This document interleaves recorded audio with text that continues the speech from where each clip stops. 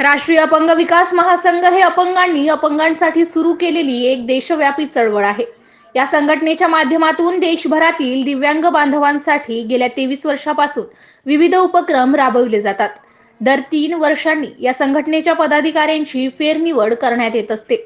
त्या अनुषंगाने महाराष्ट्रातील अकोला जिल्ह्यामध्ये संघटनेच्या नवनियुक्त पदाधिकाऱ्यांची निवड करण्यात आली आहे।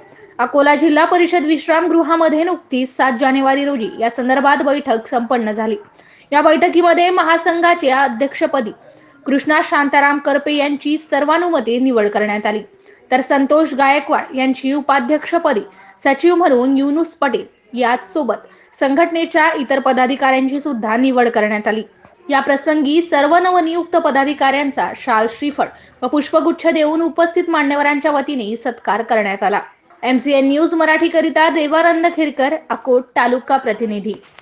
त्या हिशोबाने तो ती जाते अशी याची नोंद होती। याचा काय चुकलं अशी एक ज्यावेळेस सर्वे नाव द्यायला टाकलं असतं त्याच्यात ऑनलाईन मध्ये म्हणून हा मुकला नाव टाकलं गेलं असतं म्हणजे सर्वेवर आहे याचा लाभ घरी गेलं असतं, याचा फोटो काढला असतो, ते ऑनलाईन केलं असतं, मग ते डिजिट मध्ये गेलं असतं। म्हणजे चूक ही झाली गावामध्ये आता हेच तर करायचं आहे की गावामध्ये पालिकेमध्ये त्या अध्यक्षांना त्या सचिवांना त्याची नोंद करणं महत्त्वाचं। जोपर्यंत आपला परमिट मध्ये नाव नसेल तोपर्यंत आपण महाराष्ट्रामध्ये कुठंच लाभ घेऊ शकत नाही, अशी आपली ग्रामपंचायतच्या औन मध्ये नोंद घेतली गेली पाहिजे।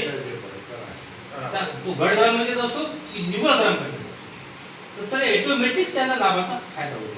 अशी जी चूक झाली आता ते झाली जाऊ दे। आता जेव्हा आता सर्वे चालू आहे तू सर्वे करून घे, आपल्याकडे अवश्य त्याच्यावर करून घे आणि तू डो मध्ये जाय आणि तुला मग आता सगळ्यात पहिले जाऊन नोंद कर। पुन्हा माहिती अशी जो तुम्ही घरामध्ये तुमचा अपडेट आहे त्याच्यात जायचं, आपलं प्रमाणपत्र